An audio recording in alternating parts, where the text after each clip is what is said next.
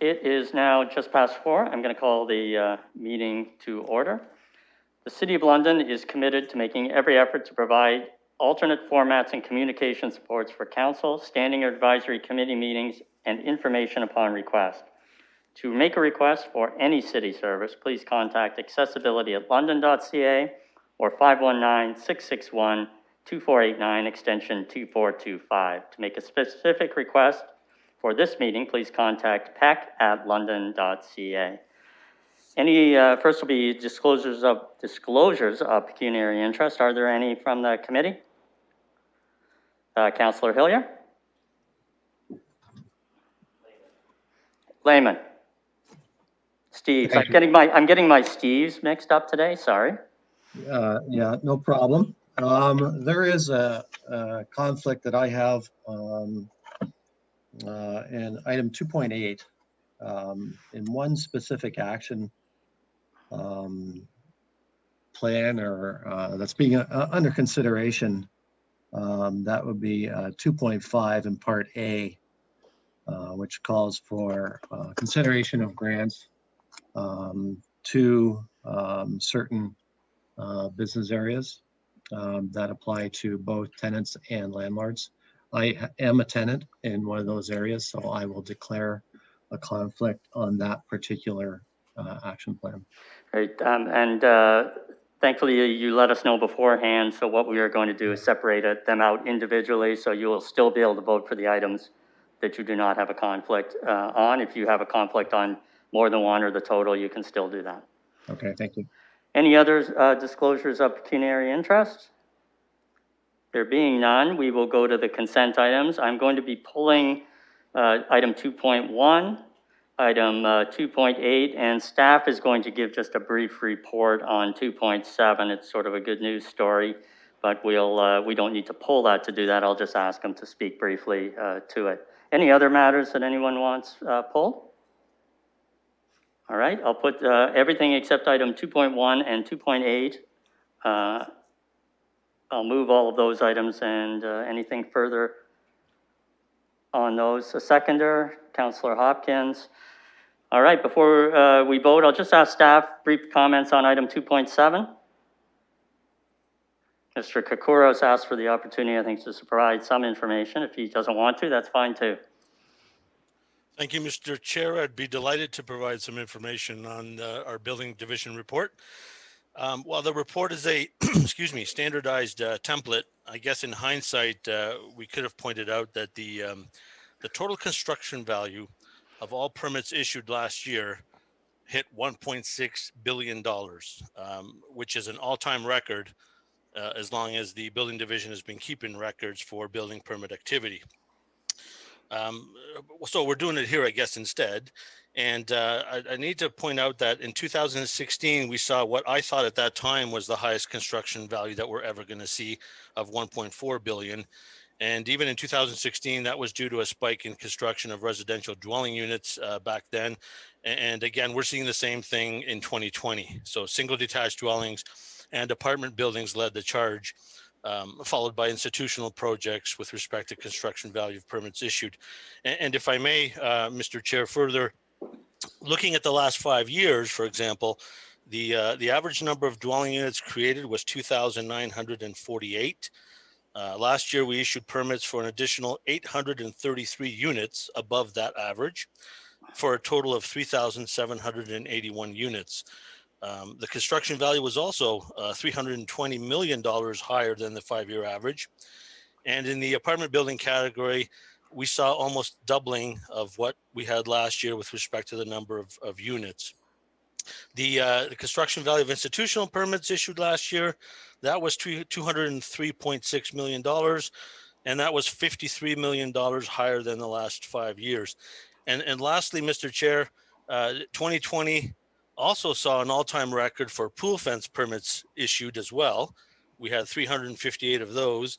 We usually don't discuss pool fence permits, but I thought I'd bring that up as well, as seeing we hit another construction record there. Thank you.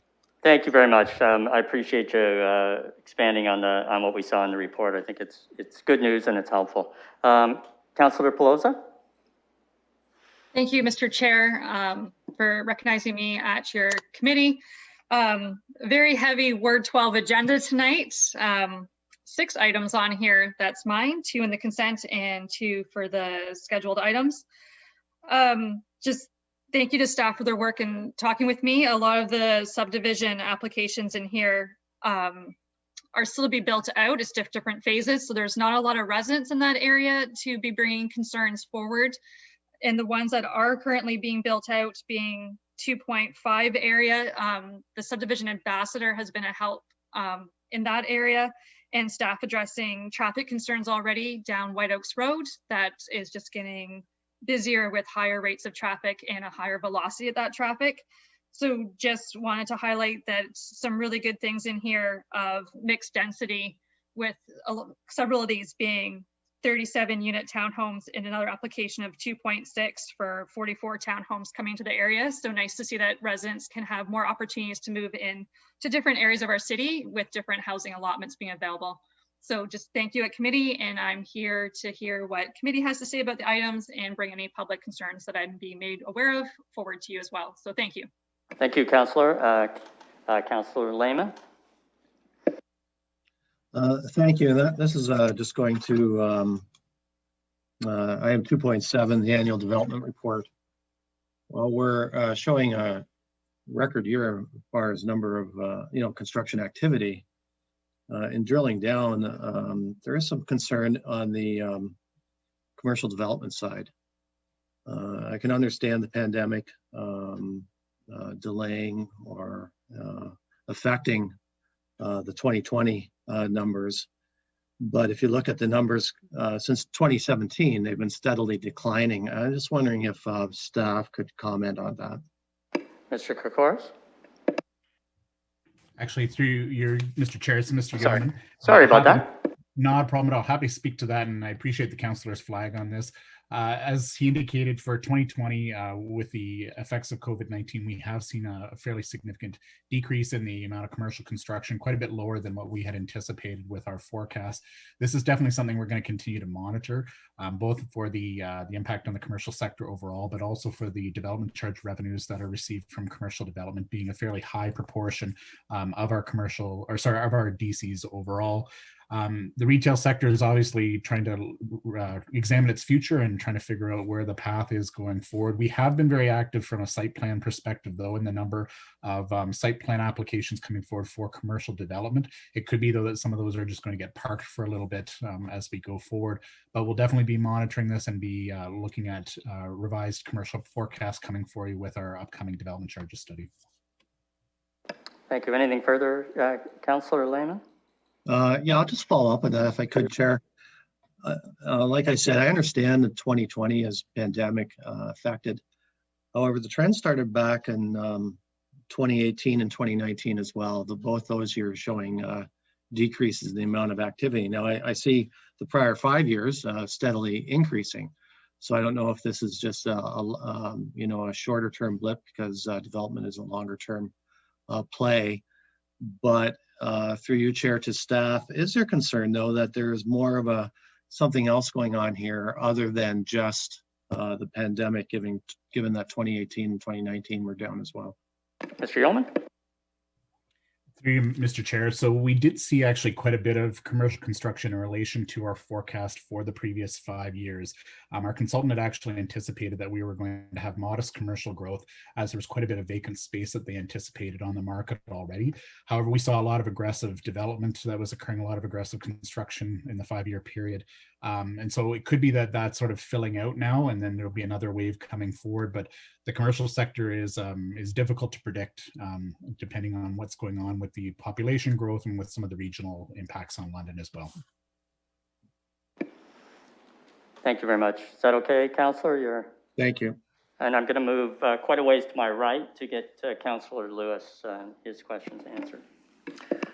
Thank you, Mr. Chair. And through you, first I will say that I'm going to preface my comments completely understanding that 2020 was not a business as usual year. And so this is not a criticism of our staff. It's really just a question. When I look at the report, because when I read through it, it wasn't just this year, but there were some numbers in prior years as well, where there were some substantial percentages of applications that were not being met in the statutory deadlines for making decisions on them. And I just wonder if staff could provide, you know, in some general high level, broad ways, a bit of an update on any process improvements that we've made in-house that are going to help us meet those as business starts to come back towards normal, whatever that may look like in the months ahead. Mr. Yeoman, is that you? It is, Mr. Chair, and through you, I'm happy to speak to that, and I thank the councillor for drawing attention to that as well. Last year with the annual development report, it was our first annual development report we'd issued, and it was quite some time since we've actually published these application statistics on a regular basis. As you know, we have been doing a number of continuous improvement initiatives and development services. A number of those are listed in the report, and we're continuing to list those as we go forward. We spent a lot of time in our site plan area to make sure that we're streamlining our activities, bolstering our standards and training our staff and moving things forward quite quickly as well. So we've seen a good improvement there.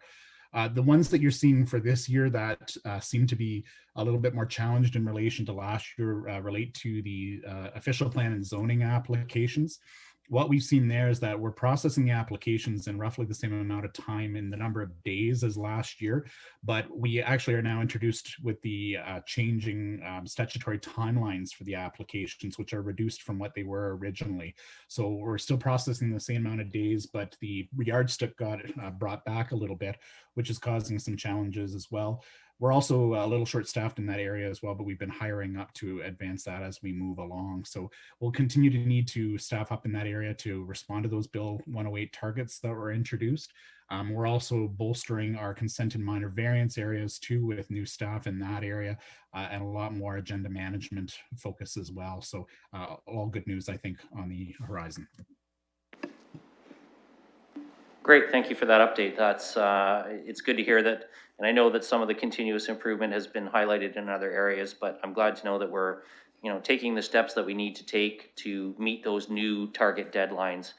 Particularly trying to adapt in a pandemic year is not something that I would have expected we would be able to do easily in the first place, but I do appreciate the work that's gone into this, and really especially want to comment, it was highlighted in the report, the transition to more electronic submissions. And I think that that's a really important step forward. So I just want to thank Mr. Kokoros and Mr. Yeoman and their staff for continuing to advance that part of the improvement process. Thank you very much, Councillor. Councillor Hopkins?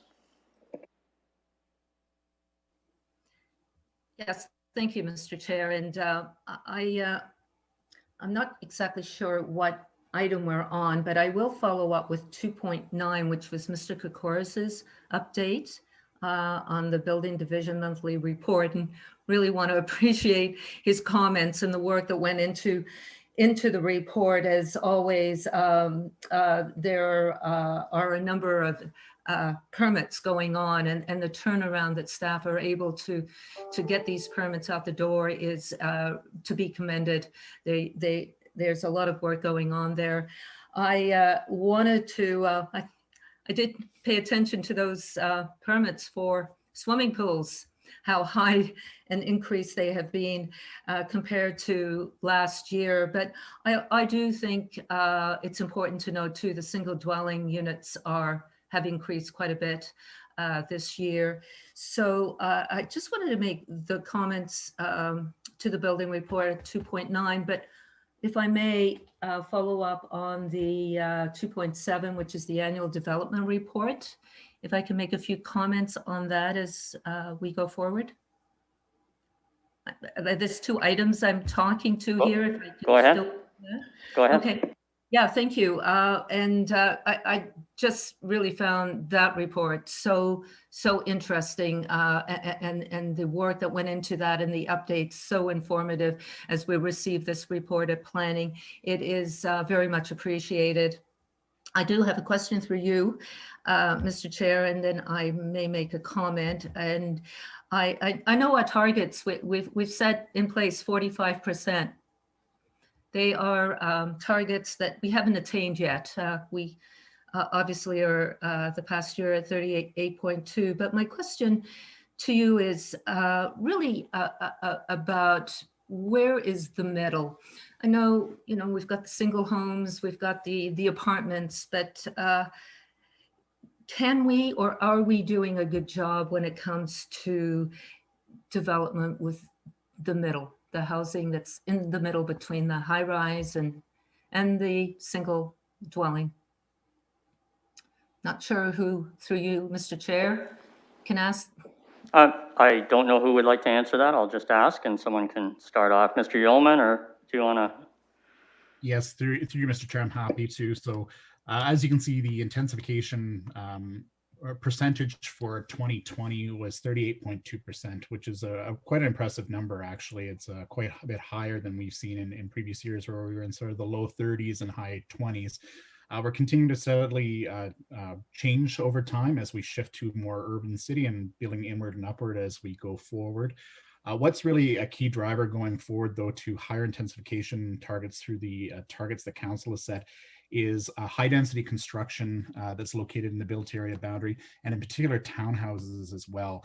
Townhouses are a significant component of our overall shares of residential growth, and historically a lot of that construction has occurred on the edge of the city in greenfield areas and a new development as well. So going forward, we're really going to have to see quite a bit of high density and townhouse growth coming to the built area boundary to see the intensification target continuing to increase.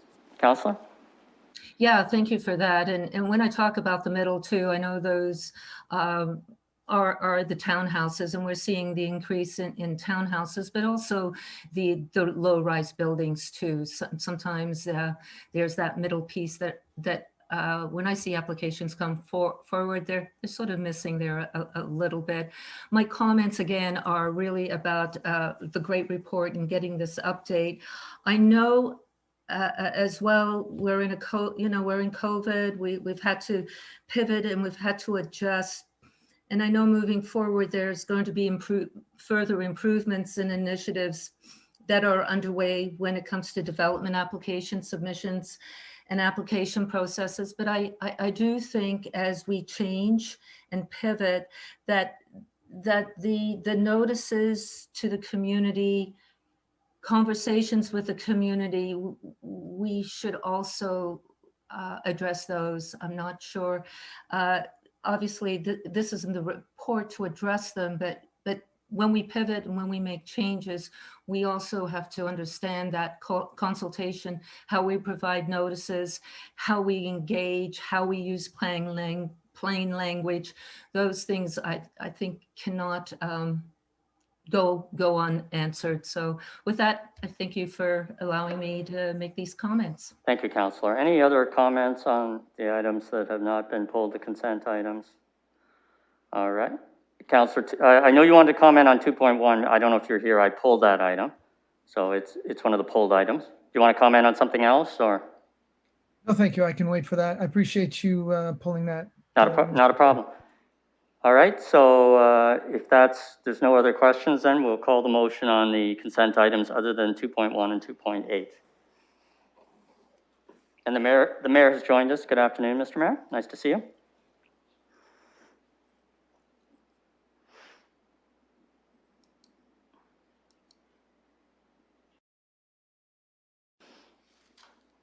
Closing the vote, the motion carries 6-0.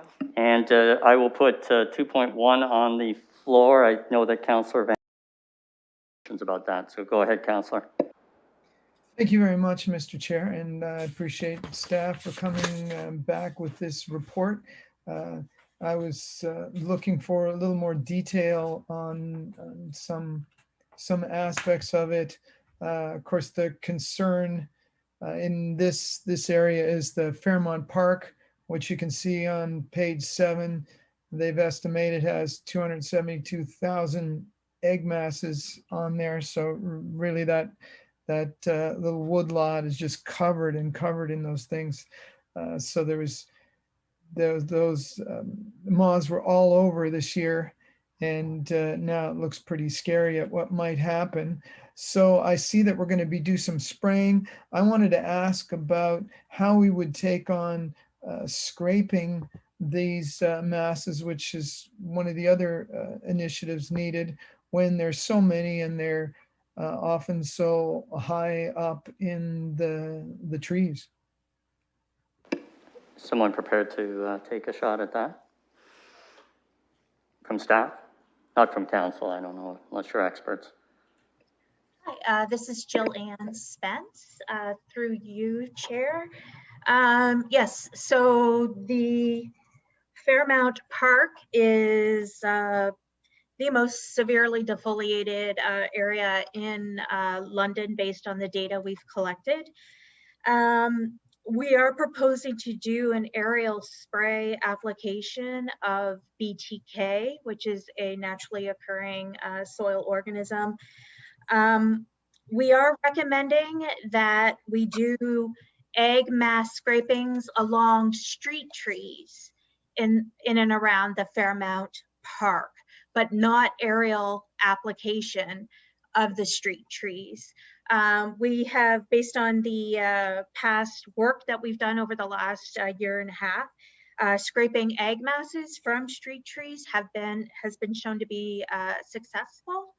And the concern we have with the Fairmount Park is there's such large canopies and tall trees, as you mentioned, that the aerial application is the most effective for that type of situation.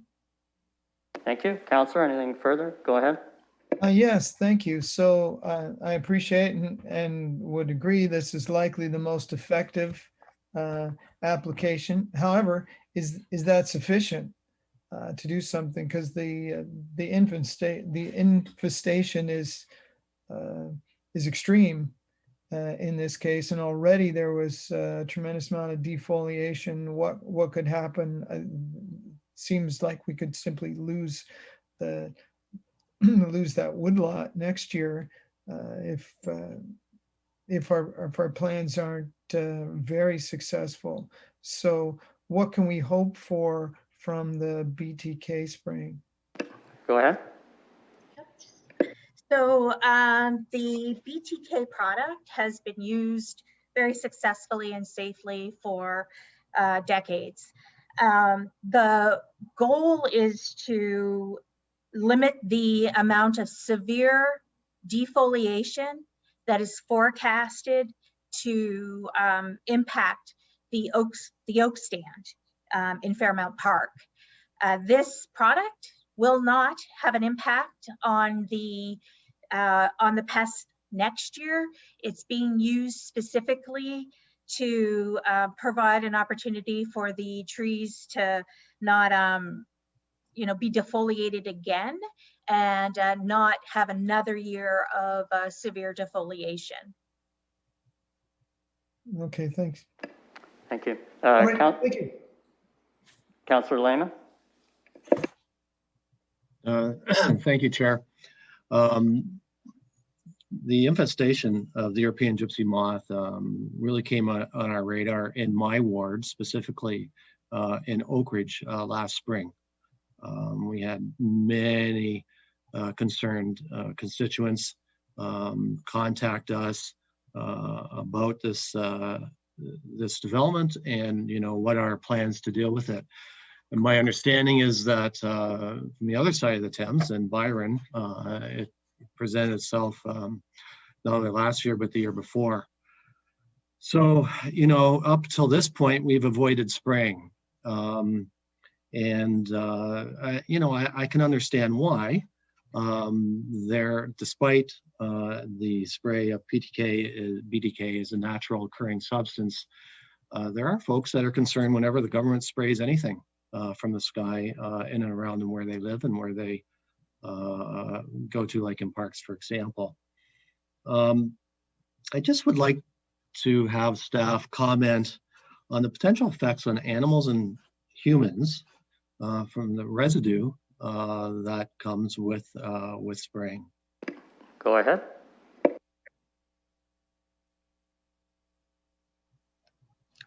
I'll address that.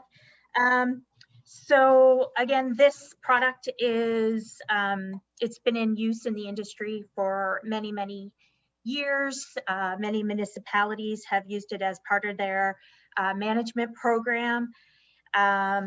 It is a product that is regulated through Health Canada, and it has gone through, that rigorous process. In your report, there is a letter from the Middlesex London Health Unit that talks about the any concerns people may have to public health. In regards to impacts to other animals or insects, this bacteria is a specific strain that targets the EGM caterpillar stage. It only works in the stomach of a insect that has alkaline.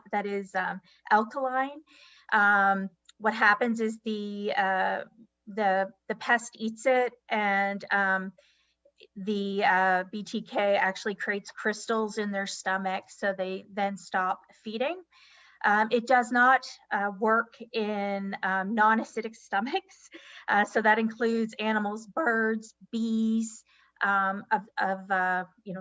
those classes. So there has not been very a lot of specific concerns that we've heard from the community regarding that as of yet. Councillor? My understanding is it potentially could have effect on monarch butterflies. Can you speak to that, please? Yes, so it can impact caterpillars. So moths and butterflies, they're in the same group as the monarch butterfly. So it can impact other non-targeted species that are in the same life stage as when the product is applied.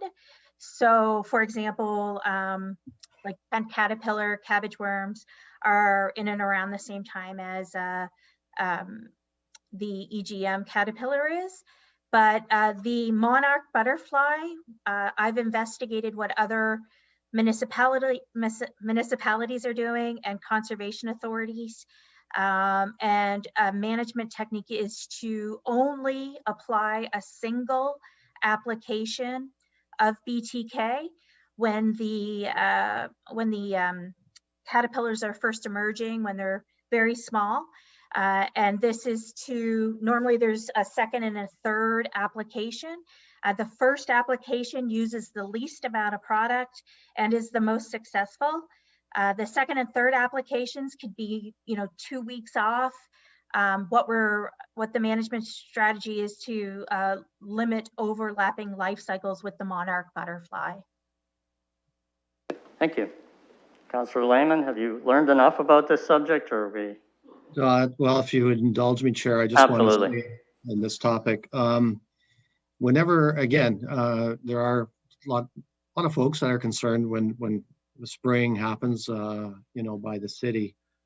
Can staff comment through you, Chair, on, the risks the city takes kind of from a legal standpoint, if we go ahead with this?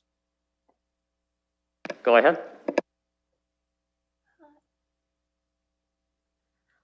I believe I'm going to pass this to our legal group. Through you, Mr. Chair, it's Lynn Marshall speaking. We're not aware of any legal challenges to municipal use of the pesticide in Ontario. There has been a BC decision from a court case in which petitioners applied to prohibit the BC government from spraying BTK-based pesticide, and that petition was dismissed by the courts. And the court indicated that the evidence before the court discloses the overwhelming weight of scientific information, indicates BTK is not infectious or toxic to humans or indeed to species other than moths or butterflies. There was also a decision out of BC from the Environmental Appeal Board from 2010 where the applicants filed an appeal against a pesticide use permit to use BTK for gypsy moth, and that appeal was dismissed by the board. We do have a reference that I found from a 2005 newspaper indicating that in Washington State, a citizens group unsuccessfully sued in King County Superior Court to stop the aerial insecticide spraying of that product.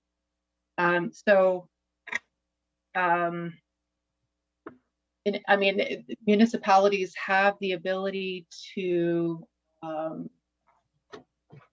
regulate with respect to public assets, with respect to economic, social, environmental well-being of the municipality, including respecting climate change, health, safety, and well-being of persons, protection of persons and property and animals. So from that perspective, I don't think there's any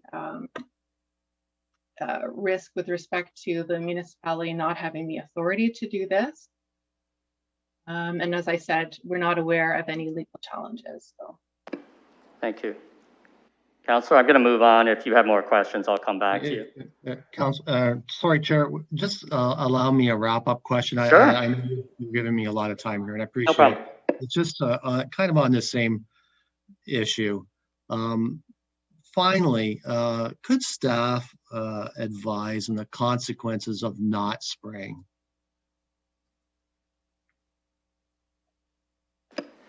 Go ahead and answer that one. Nice wrap-up question, Councillor. Through the chair, it's Jillian again. Yes, so the consequences of not performing this aerial application is that we're at risk for some of our most desirable trees to go into major decline. That's problematic because once large trees start to decline, it's very challenging to get them back. It also makes them very susceptible to other pests and diseases, and specifically our oak trees, which are keystone species. A lot of other organisms rely on them for their food and shelter and all that good stuff. And what could happen is that, pest diseases that I'm particularly concerned about are things like oak wilt, sudden oak death. Those aren't currently here in Ontario, but just on the other side of the border in Michigan. So the goal is to keep these trees as resilient as possible and able to ward off the any possible additional stresses they may have. Thank you very much. Councillor Hopkins. Yeah, thank you, Mr. Chair. And this EGM is of great interest to residents in Ward 9. And I want to thank staff for bringing this plan forward. We've been waiting for the plan for quite a while here, and I know staff have taken a long time at looking at what the options would be for this year. And for those who do not know about the European gypsy moth, we are going into our third year of a 10-year cycle. And I recall 10, 12 years ago, we had devastation, especially in Byron. Byron has a lot of trees. That's why people love to live in Byron, is because of the trees and how we protect our trees. And from the devastation of the European gypsy moth is very concerning to residents. And I want to thank staff for 3 years ago, we started to see the gypsy moth in our area. And we encourage community input, community coming to the city, saying where the gypsy moths have been seen, staff working on a map, coming up with other ideas like egg scraping and burlap wrapping, and last year doing a defoliation study, which informed this year's plan because of the concerns to our trees. have been devastating. We seem to have had a lot of things going against us last year when it came to controlling these European gypsy moths. And now we've got this plan going forward, which is great. And there's 5 parks that are going to be sprayed in Ward 9. I know Councillor Van Hulst has an area in his ward, and I heard Councillor Lehman too.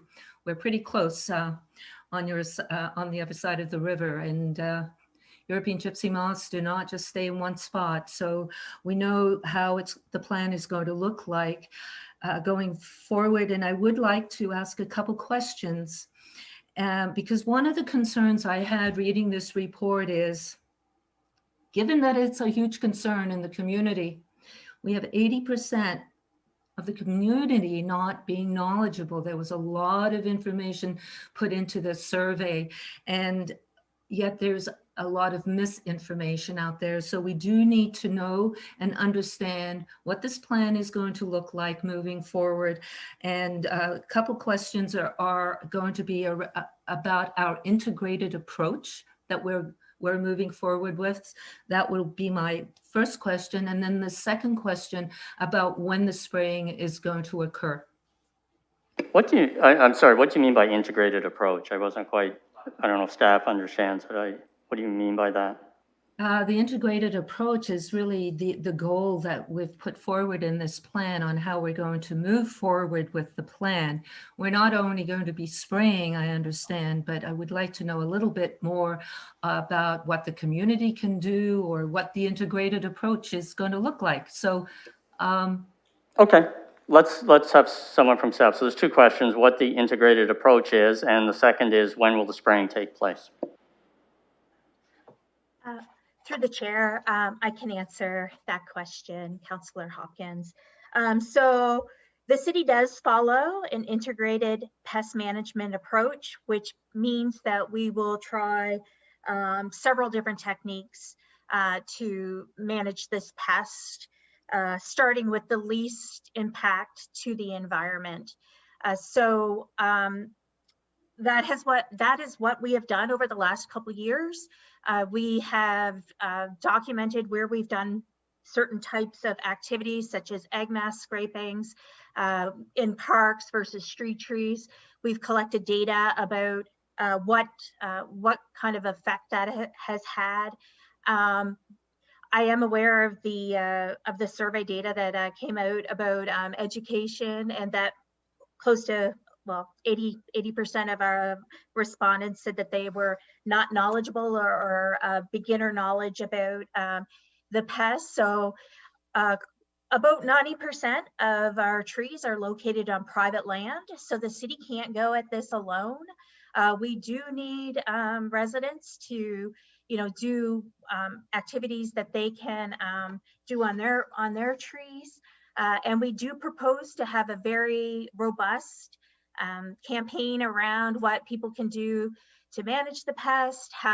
One of the biggest things is how to identify the caterpillar.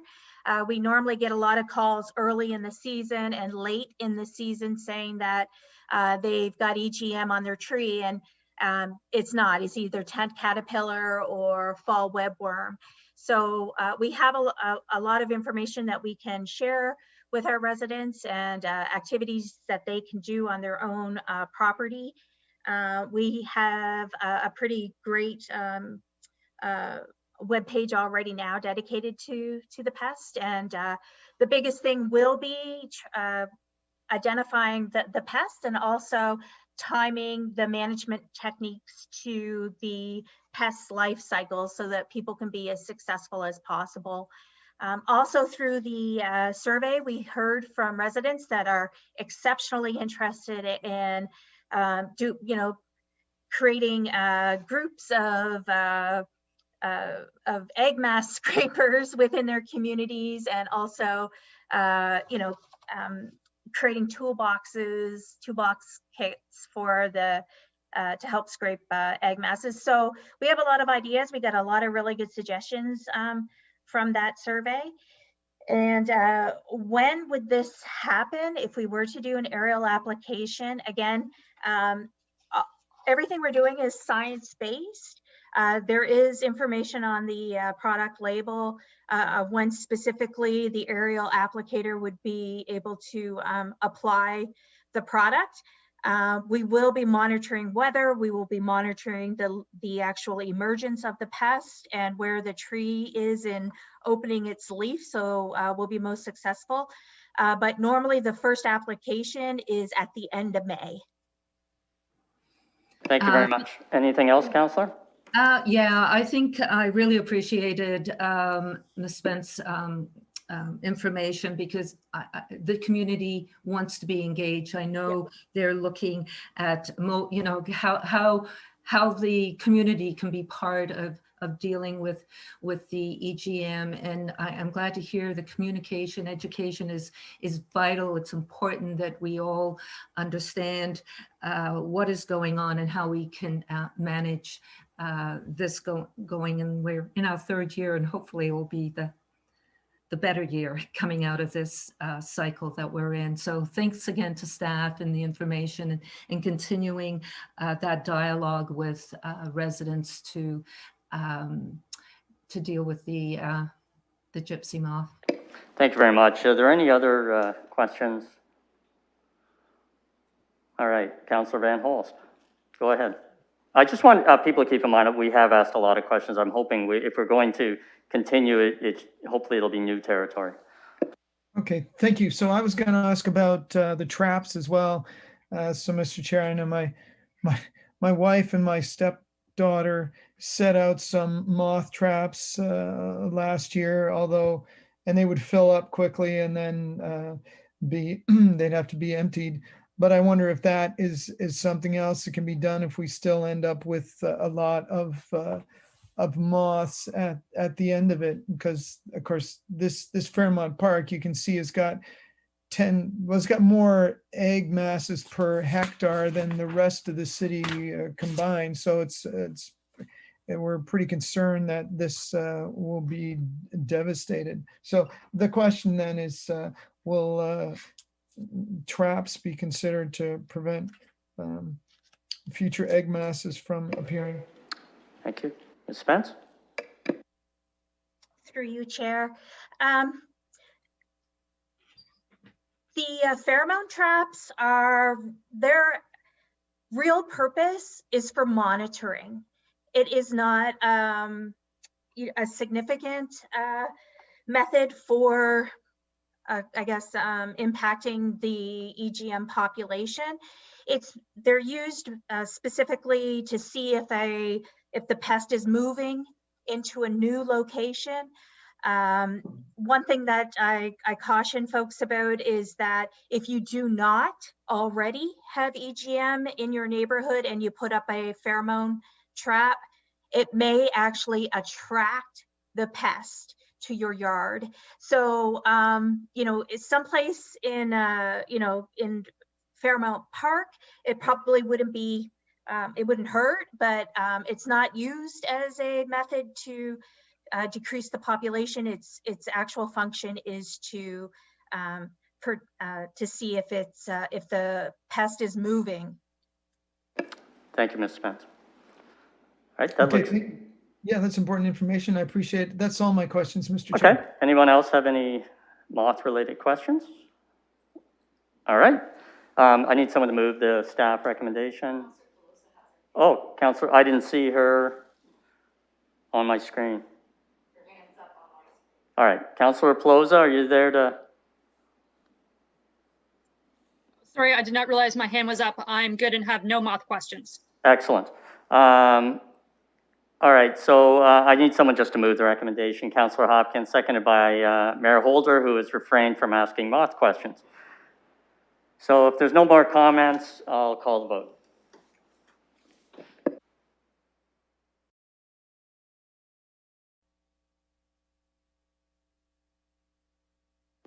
Closing the vote, the motion carries 6-0. And to Ms. Spence, that was truly an informed presentation. You're truly an expert in this area, and it was very helpful. So thank you very much. We'll now move on to item 2.8, which is the London Community Recovery Network. And I just want to remind this committee that we've separated the different proposals into each one separate. So if you want to vote against one or in favor of others that are in the proposals, you'll be able to do so. So I'll just open up the discussion, and eventually there will be a vote on each one. So you don't have to pull anything. You can just indicate, ask questions, and then indicate if there's some that you have a comment on. Councillor Hillier? Yes, questions on 3.5. I should stop you right there because I've missed something very important. There was a brief staff presentation, and I apologize. That's me wanting to move ahead. So staff, you had a brief presentation? Sorry, Councillor Hillier, you'll be first on the list. Thank you, Mr. Chair. It's Greg Barrett speaking. I'll be very brief. I believe that it's been circulated to the members of the committee. So just for the purpose of folks who are following along online, I'll go through this very quickly, and hopefully this will set up to answer some of the questions you might have. The report that's before you this evening is in response to the report that went in December of last year to SPPC, where 37 short-term ideas for action were presented. These arose from the discussions that were held by the London Community Recovery Network through the fall of 2020. Of those 37 short-term ideas for action, 17 were identified as being underway, and those are still underway. 25 were identified to come forward this week to the various standing committees of council. Through the SPPC report, the ideas were broken down to the committees that would have an interest of them, and so there are 7 of those in front of you this evening. Those 7 that are in front of you this evening have been identified in the report. And of those 7, 4 of them are underway or in progress, and they're going to be delivered within existing budgets. And 3 of them are in front of you this evening with attached business cases to support new investment to bring those ideas forward. The first of those that's in front of you this evening is a project that was called A Break in the Clouds. This is $100,000 in one-time funding to the Downtown and Oldies Village BIAs, and it is for a grant program to assist business owners with the purchasing of patio enclosures, furnishings, or other materials for sidewalk patios. So this is consistent with what we're doing through last year when the pandemic first hit, where council was undertook a lot of initiatives through the B2B group to try to encourage patios and keep some of that life and vitality in downtown and Oldies Village. This will be operated through the BIAs to allow for the flexibility and coordination and responsiveness, because those are the folks on the ground. The next idea that came forward is an increase in grant funding. This is a $250,000 one-time ask, and this would be creation of a grant program to assist business owners with facade and interior upgrades specifically related to the public health concerns, as well as beautification. These would be provided through the existing facade improvement and upgrade to building code incentive programs that are in place, and they would be available within these eligible CIP areas where those programs are all available. The programs are intended to cover 100% of the improvement costs up to a maximum of $5,000 per any one business. And then the last idea that's up with a business case in front of you this evening is to provide better market data to attract new businesses. This is a $30,000 a year ask for 2021, 2022, and 2023 for a total of $90,000. The city's been working with or subscribing to Environics for a number of years, and they give us specialized demographic data for planning and reporting. This would be to add a citywide license that all service areas could use to get broader data. And what we would be looking to do would be using an application called Mobilescapes, which gives us greater understanding on how people are using the downtown and Oldies Village and other BIA areas. What it does, it actually is able to take information that's available from phones and use that to determine patterns of use within these areas. So those are the three projects that are in front of you this evening that would be looking for additional funding that are from the LCRN. And with that, I'll just turn it over to any questions the committee might have. Thank you very much, Mr. Barron. Sorry for missing you earlier. Councillor Hillier? Yes, thank you. Okay, if I'm reading my numbers correctly, we are currently giving Environics 20,000 now, and this is looking for 30,000 more. Is this correct? Sorry, through the chair. Yeah, we currently have a contract, and this would be an add-on onto that contract to provide for this new data app. And we're currently at 20,000 with them, and we're going up to 50. Yes, that's my understanding.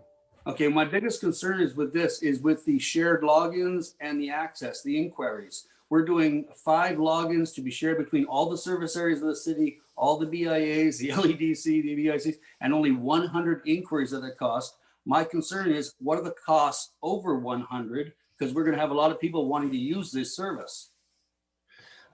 Go ahead, Mr. Barron. Maybe I could call on one of the members of my team who's been working on this, who might be able to provide a little bit more information on that. That'd be great. Good afternoon, this is Chris Green. And through the chair to Councillor Hillier, yes, that's correct. The subscription level we're looking at right now would be around 100 inquiries, and that would give us 5 login data points. Currently, we have 1 that we successfully share among several service areas in the city. And we, on behalf of our partners, such as the LEDC and BIA, we could run reports on their behalf. Can you follow up on that, Councillor? I'm just very concerned about the access because you're running reports on their behalf. I see you getting swamped with requests. That's all. I'm wondering if there's a way we can get better access to this. So our BIAs can actually use it as a tool. Go ahead if you'd like to answer that. Through the chair, we recently had a conversation with our BAs on this, and we have discussed with them that should the volume exceed the 100 very quickly, then they'd be willing to look at investing and increasing that number as well. But the fact that the City of London will be the subscription holder, and ultimately we would have to run the reports on their behalf at this time. Okay. Councillor Hillier, you have something Just further? one last thing. Sure. Do we know costs when we go over the 100? Go ahead. Through the chair, at this time, I'm not sure with the cost directly. I know it is variable. So basically, the more we do, the cheaper it would be. So 100 is the price point we have scoped at this time.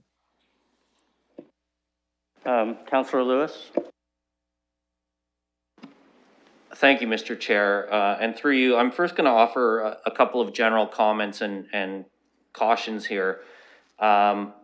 When the Recovery Network was developing a set of ideas on how we could help the community with COVID recovery, I want folks to keep in mind that at that point, we were in the yellow restriction level at the provincial level for COVID.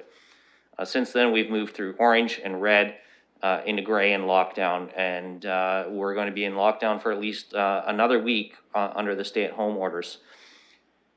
We're not in recovery, really, just yet. So I want to caution people to not necessarily feel that everything at all of the committees right now needs to be approved 100% in this committee cycle. And I have some concerns about some of these recommendations that are coming forward. And I'm going to speak to them, but I'm going to accept 2.5 from my comments right now because I recognize Councillor Lehman has declared a conflict on that one. And I do want to be very considerate of that. I'll address 2.5 separately, and I hope that other colleagues will do the same. So when we talk about, for example, a break in the clouds, I am quite happy to do our part as a city to facilitate the opening of outdoor patio spaces, outdoor business spaces, using parking lots, in some cases using some public sidewalk space. In terms of permitting, fee waivers, I'm happy to do that. I question, though, how we are being fair in terms of allocating funding, public funding, for things like purchasing tables and chairs and outdoor planter boxes and potential patio enclosures for businesses that haven't made that investment yet, when a lot of businesses put their own money in to make those investments a year ago, through last summer, through the fall.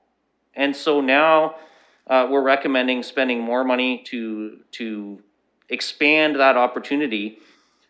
But we're actually now saying, well, if you haven't done this before, we'll give you some money to help. But a lot of businesses have already done this. And we start to create a really uneven and unfair playing field when we're only going to make this accessible now when many have already put their money forward. When we talk about the market data, and Councillor Hillier raised some good questions there, I have some questions there as well. And I did have the opportunity actually to speak to Ms. Blakowski from the Hyde Park BIA this afternoon, because she had written a letter about this. And as we were talking, we began to really wonder if the $90,000 price tag on this was worth it. We have some questions about what kind of data is going to be available, and in particular, the quality of the data, because it's outlined in the report that this is an opt-in location services piece for mobile phones. So if somebody has their location services turned off, and many people do turn them off because they don't want targeted ads popping up on their phone every 10 minutes, then we're not going to capture their data. And so we're providing data with very skewed demographics because it's not being used by everyone the same. We may have an entire demographic of seniors who might be less active on their mobile devices than younger people. So we may miss out on a very important demographic whose uses just are not being captured by this program. So I have some concerns about this, and I think that some of these items probably need to go back for further consideration by our staff. It's not that there may not be value in some of these, but I also get concerned when I see in reports, and respectfully, because I know that the downtown is an important part of our local economy, but COVID is impacting all businesses. And again, we're starting to play favorites and picking winners and losers when we limit opportunities to businesses that have been impacted by COVID only to those in the downtown and Old East Village BIA. I think respectfully, colleagues, if we're going to advance these, they need to be something that can be accessed by businesses in BIAs and businesses outside of BIAs across the city who are struggling with the impacts of COVID. Whether that's in Byron or Wortley Village or in Argyle or in Hyde Park, they shouldn't be excluded based on their geographic location. I think it's really important that as we're helping with the recovery effort, we're helping in a way that's fair to everybody. So I'm not going to offer any more broad comments for now. I'll wait and see what members have to say, but I do want to ask specifically through you to staff on the data program itself. Are there industry reports, indications out there? I did some Googling last night, but you know, Dr. Google's not always precise, so I'm not going to say what that turned up. But are there standards out there, or does the industry have a sense of what percentage of mobile phone users actually deactivate their location services? Go ahead. Through the chair, I don't know that I can answer that specifically, but I would draw the committee's attention to and recognize the councillor's comments, because again, this is all coming forward, and I also want to just remind the committee that these ideas were generated by the committee. So these are not city or staff generated ideas. These are committee ideas that came from the committee that we followed up on to try to bring forward. But as it relates to this particular project, we did note that we do want to have further consultation with Environics to make sure that in fact this will do what it is that we think it's going to do and what the community asked us to do. And if it's not appropriate, then we won't be using this money or spending this money, and it would come back and be made available for other initiatives. So we have noted that that this does require additional conversation with Environics, and it's certainly something that we can look at bringing the BIAs in on as part of that discussion. It's my understanding, in fact, we're meeting with Environics next week, and we can bring the BIAs in and ask them some of these questions. And see if in fact this will work. But we did note in this business case that we're not too sure if it's actually going to answer all of these questions that the community has asked. And that's why we noted in the business case that in fact we would, based on further consultation, either go forward with it, or if not, then in fact we won't be pursuing this idea. So I just put that reminder out to the committee members. Councillor, one more question? Well, I might have more than one, but I'll limit it to one this time. Yeah, I'll come back to you because and perhaps come back around. But I want to follow up on this. And first of all, Mr. Barrett, absolutely, I recognize through the chair that you know, this is staff following up on ideas generated by the Recovery Network. And if I made it seem that was not the case, and then I apologize for that, because I know that these didn't start on your desk. You inherited them from community input. But certainly during the table that I led on the Recovery Network, along with Cheryl Friend from Tourism London, there was ongoing discussion about what's appropriate for the public sector and the municipal level of government and the private sector and the not-for-profit sector, and you know, all the different partners involved here. And so I struggle when I see you know, $90,000 focused primarily on the downtown business demographics. And I know that the report did bracket and citywide behind these things, but it troubles me that and citywide was bracketed after, as almost as an afterthought to the downtown. But in terms of advancing these, do we know if this is something that the BIAs would be pursuing on their own regardless, if they see value in it? Respectfully, in the January Community and Protective Services, or sorry, the Corporate Services Committee, the LDBA had a year-end surplus of $240,000 last year. So I find it difficult to say that we need to put $90,000 of public money in to market research, which I think is actually really the BIA's role and responsibility. So I'm just wondering through you to staff, in terms of the discussions that have happened in terms of where is appropriate, have we had discussions with them about why they would not just fund this privately through their surplus? And is there a benefit for the data from this proposal for the city as well, in addition to the data that we're already getting through our $20,000 subscription? Go ahead, Mr. Barrett. I'll try to break this off into some smaller chunks, I guess.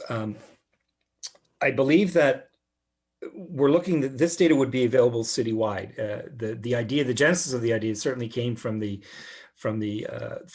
downtown and the BIAs and the other BIAs, but the intent is that this data would be available for all of the downtown, and that we would all be able to share this data. So sorry, the data would be available to all the city. I've got messages popping up as I'm trying to answer you.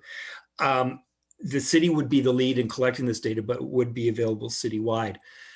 One of the things that we did hear is that there is a dearth of data, particularly as it relates to shopping and consumer habits, just even traffic counts. We did in the downtown, before we did the Dundas Place, we did a whole series of pedestrian counts just to get some sense of how people moved in the downtown. We've done little counts like that in other areas in advance of projects where we try to get this kind of information just to see how people are moving, so we can address how they're going to move them when the project is underway, but also to get a better idea as to, are we actually setting it up for when it's done to get them to where they want to go? The trouble is a lot of those things are one-off and very much tied to a single project. In the same way we've done pedestrian and user counts on various portions of the city's pathway system to get levels of use. This was seen as a way to perhaps collect a wider amount of data that could be used by businesses throughout the city to get some sense of consumer movement patterns. With respect to what we get out of that data now, it's not targeted like that. The Environics data that's available is very much tied to the StatsCan data and augmented then by intermediate data pulls that they do and other data research, where they're able to put together information, and it is strictly demographic based. It's not so much based on a user or a need that we would want. And this would be something that would be a little bit more specific to try to get a need. And in this sense, it's a need of knowing where people are going and where they're moving. That really, I think, is the primary reason to do this. It was all around the notion, as it's headed, provide better market data to attract new business, so as to get a sense of who's using those areas now and how they are using them.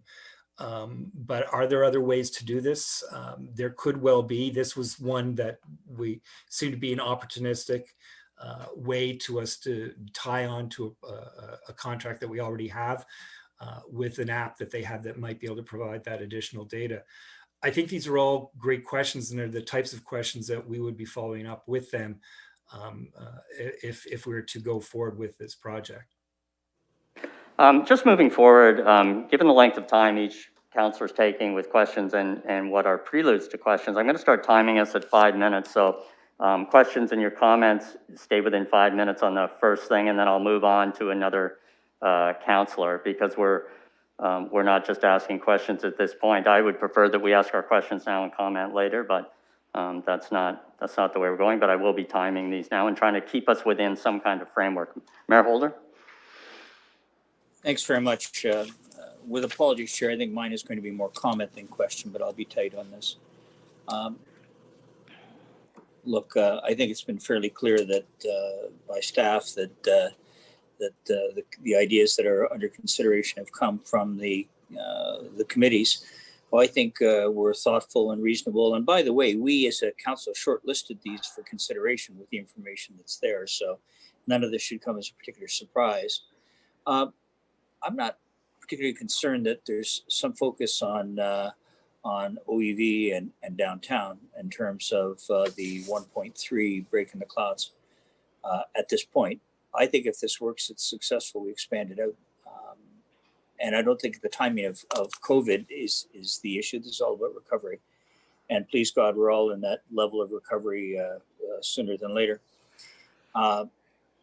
So, and I don't think, respectfully to council colleagues, this is not a function of picking winners and losers in my view, because this also includes, for those who have made some investments before, things like upgrades, new planting, and the like, and for others who may not have been in a position to take advantage of it. What are we talking about? We're talking about the restaurants and bars that frankly have been hammered as a result of COVID. And so it starts here and then I think has the potential to expand out. So I think we all, if I might suggest to colleagues, we just kind of need to either hold our breath or take a breath and allow staff to carry on to see as they work through this. And if we're absolutely fundamentally opposed to something, then we're going to ask them thoughtfully not to spend their time on it. Thanks, thanks, Chair. Thank you, Mr. Mayor. Councillor Lehman. Yeah, thank you. I'm just offer my comments on a couple of the items that have been brought forward. Regarding the data collection, you know, these are not huge sums of money on a budget our size as city. However, what I've been hearing more and more of lately is, you know, the pandemic had an effect on business, but also on the citizens of London, and you know, their tax dollar for me is going under a greater microscope as folks are feeling the financial challenges of the pandemic. So I look at all of these and I weigh the, you know, what is the value we're getting for the money invested? On the data collection side, I don't see, quite frankly, the value there. It relies on monitoring phone apps. Not everyone has a phone. Even the COVID app that the government presented, there's been challenges with that because not everyone is using that app in the right way. I think, as was mentioned earlier, that if BIA wants to, invest in certain data sourcing, that's what BIAs are for, and their members can debate the value of the BIA money being spent on that. Regarding the patio grants, my concern are twofold. One is, as was mentioned earlier, it's concentrated just on a couple of areas of the city. And my other concern is it's getting very specific. Businesses have investment decisions every day. What investment is going to give me the biggest return? And that's even amplified in times like these as we come out of this pandemic and get back to profitability. And for some restaurants, patios, furniture might not be the best investment. So we are, encourage them to go down this road when maybe for their particular establishment, this might not be the best road for them. So those are my concerns for both those areas, and I'll continue to listen to what my colleagues have to say. Thank you, Councillor. Councillor Hopkins. Yeah, thank you, Mr. Chair. And just to get clarification, we are not speaking to 2.5 then, right? That's going to be a discussion later, or is it part of? It wasn't pulled and it passed. 2.5 in the consent agenda, or 2.5 in this matter? In this matter. All right. We are talking about 2.5. It's increasing the grant funding. That's one of the items we're talking about. Right, and I understand, so it's all going to be put, I understand Councillor Lehman is recusing, or not recusing, but is got a pecuniary interest. Right, he did not address that particular issue. He addressed point one. Okay, but we are, all items are for discussion right now. Yes, right now, yes. It's just Councillor Lehman, to be fair to him, didn't discuss that item. So thank you for that clarification, and thank you for the comments from everyone. I've been listening very intently, and I too, when we get these reports, we kind of have to weigh, especially when we're spending money, that it's for the right reasons. And one of the things I have really appreciated with the London Community Recovery Network is that that's where the work was done. That's where a lot of thought and priorities came forward, and now they're in front of us to make decisions on. And I'm not the expert here. I'm really hoping that these items, they're items that can be done right away. And I believe that even though we may not be in recovery, this is the conversation that we need to have as we recover, that we don't just react, that we have plans, that we have money put aside to deal with these, the challenges in front of us. We need to do that. And I have confidence in the groups bringing forward these items. The 3.5, I really appreciate Mr. Barrett's comments that further work needs to be done on this. I would hope that if the additional information is shared before this goes to council next week, that will be shared. But those are the conversations that are going on. It's not for sure we're going to do all this, but we need to really look at this, and we need to have some flexibility. So I am supportive of that, especially citywide. That is important for all businesses in the City of London. 2.5, I do have a quick question, and I may be running out of time, but the community, these CIPs, is this available to all CIPs, not just the downtown and Old East, to businesses? Mr. Barrett? This would be available to any area that has a CIP that has an upgrade to building code, facade improvement loan, or tax grant program. So it would go to any of those. So it's not just the downtown and Old East, it's any of the other areas where we've got community improvement plans in place that have those programs already in place. This would be a modification of those existing programs. And if I may follow up, how will this be communicated as well to the community at large to take advantage of these programs? Is there a plan for that? Because, you know, as we have money available to businesses, they also need to understand that it's available to them. And I'm just wondering if there's a communication component to this moving forward, or is that to be determined?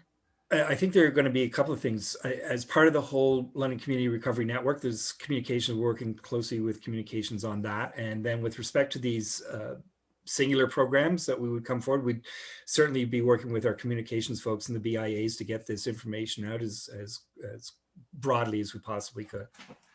And with that, I know there's a number of communities out there that do not have BIAs, but have CIPs, and just having that as just a consideration as we move forward. But I am supportive of going forward. Thank you. Further comments from the committee? If there aren't any, then I have some comments, so I think I should turn the chair over to the vice chair, Councillor Hopkins. I have you, Councillor Squire, next on my list. Thank you very much. And I just want to say that although I'm appreciative of the work that's been done, I do have some concerns about 1.3 and the data collection. Quite frankly, I'm challenged by the data collection, and nothing I heard today convinced me otherwise that it was something that is COVID related or a COVID improvement, or isn't something that the BIA shouldn't work on themselves. But I just want to deal with this issue of doing things citywide and doing things in the city. And when one looks at the break in the clouds, which is this idea of purchasing actual materials, the original idea was that it says right in the report, this idea for action suggests the city work with businesses and BIAs to create an action plan to support patios in the city. And then when we go to the staff recommendation on the next page, it says civic administration is recommending funding be allocated to the downtown and Old East Village BIAs. So we moved from something that would help the bar in Ward 6 that's had a huge challenge with patios and making money and getting by. And all of a sudden it's moved to Old East Village and downtown. And that's a difficult one for me as a councillor that represents an area and has dealt with that, that bar and restaurant. And for me, it's a real challenge to see how this moved to helping businesses in the city to helping businesses in two areas. So I won't be supporting that, and I won't be supporting the data collection. I'm happy with the second one. I see it as has broader effect and would hopefully be helpful to bars and restaurants throughout the city. So those are my comments. If there's no other comments, then what we're going to do is call these three items individually for vote. Go ahead. Sorry, Councillor I Squire. didn't get the chair back, did I? I am going to be returning the chair back to you. I do not see anyone else raising their hand. My apologies, Vice Chair. I should have extended that step, and I just missed it. All right. So we're going to, subject to any further questions, we're going to call the vote on each item individually. Is that the plan? How will are they going to appear one by one? We'll be voting first, I think, on item 1.3, which is the break in the clouds.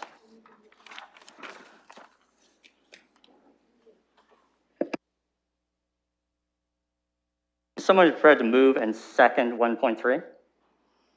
Moved by Councillor Hillier, seconded by Mayor Holder. We'll call the vote on that.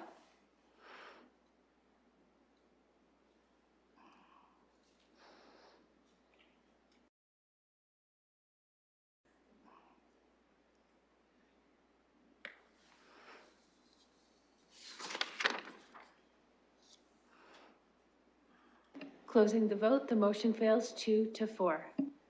And then the next item is 5, which is increasing grant funding, the one-time funding. And we'll call that. Oh, I'm sorry. We have a mover, Councillor Hopkins, and seconded by Councillor Lewis. We'll now call the vote. And we have one recused councillor from that, I believe, Councillor Lehman. You'll be recusing on this matter.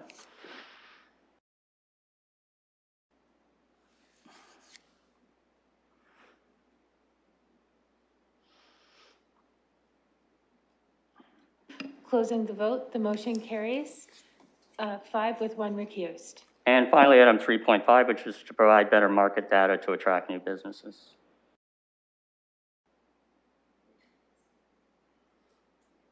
Moved by Councillor Hopkins, seconded by Mayor Holder. Call the vote. Yes, 3.5. Moved by Councillor Hopkins, seconded by Mayor Holder.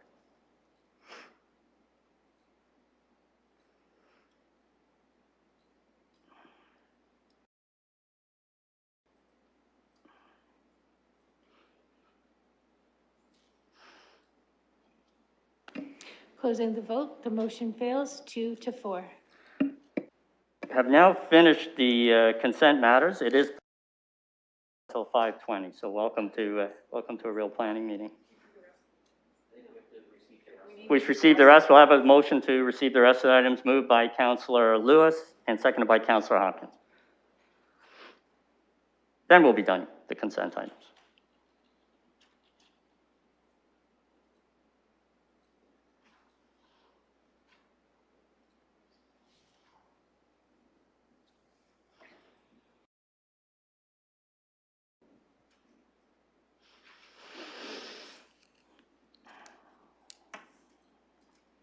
Closing the vote, the motion carries 6 to 0. And we're moving now to the scheduled items. Item participation meeting relating to an application at 3195 White Oak Road, and I will need a mover to open the public participation meeting.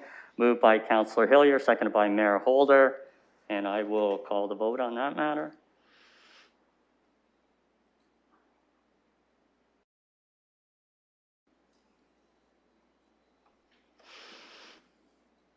Closing the vote, the motion carries 6 to 0. So I don't know if there is a public presentation on this matter. Mr. Yeoman or Mr. Barrett, is there a presentation? Through you, Mr. Chair. No, we don't have one for this. It is a fairly straightforward matter, and welcome all the public comments. Thank you very much. Any technical questions at this point in time? Not seeing any. Is there any public participation? Yes, Mr. Chair, we're going to first call on Mr. Allen to speak on behalf of the applicant, and he will be moved in as a participant shortly. Thank you. We're hoping this works a little better than last time. We have a new system that we're testing out tonight, I think. Good afternoon, Mr. Chair, members of the committee. Thank you very much for joining us. This is Phil Squire. I'm the chair. So I'm sure you've done this before. And if you haven't, you have 5 minutes and I'll start the clock and we'll be happy to hear from you. And you can start now. Thank you, Mr. Chair. And yes, I have carried out several of these in the past. I would just like to add that I was anticipating that the staff report would be presented in accordance with the typical approach that was done in the past. And so I didn't provide any sort of specific summary of the application itself. I did want to indicate that I'm acting on behalf of the applicant, and with me this afternoon is Mohammed Abu Hajar, and he's also representing the applicant. At this time, I wanted to express our support for the findings and recommendations of the staff report that was prepared by Mr. Maksula, and I wanted to thank him for his assistance with the application process. Just briefly, the application itself, the intent of it is to ultimately permit 4 residential lots to be established on the subject lands. And that lot pattern would effectively finish the subdivision, White Rock Village, which is located to the north. And I wanted to advise the committee that with approval of this rezoning and the subsequent severance that's needed to finalize those 4 lots, it's anticipated that housing construction will begin on those lands later this year. So I'd like to thank you and will gladly answer any questions relating to this application. Thank you very much. And sometimes shorter is better, so don't worry that you didn't have anything lengthy prepared. Anyone else presenting today? Mr. Chair, I'm not sure if Mr. Abujar is speaking or just here to answer questions. You're I'm just, you're just here to answer any questions and be supportive, correct? correct. Thank you. There is, I've been told there's no other public participation, so I will need a motion to close the public participation meeting. Moved by Councillor Lewis, seconded by Councillor Hillier, and I will call the vote on that.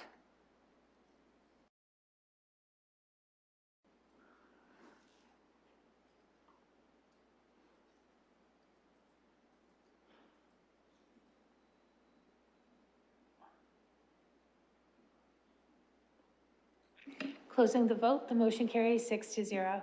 All right, I'll turn it over to the committee. I know this is in ward. Am I right about that? I don't know if you wanted to make any comments or you're just here to watch the chair in action. Maybe is that the thing? Watching Yeah, I running. was just here to observe you. Thank you. Thank you very much, Councillor. And Councillor Hopkins, questions or comments? I'd be happy to move the recommendation forward. Thank you very much. Thank you, Councillor. Of the policies and that are being represented, swap the official plan, and happy to move the recommendation. And is there a seconder? Councillor Lewis. So it's moved and seconded. Before we call the vote, any comments that the committee has? Then we'll call the vote.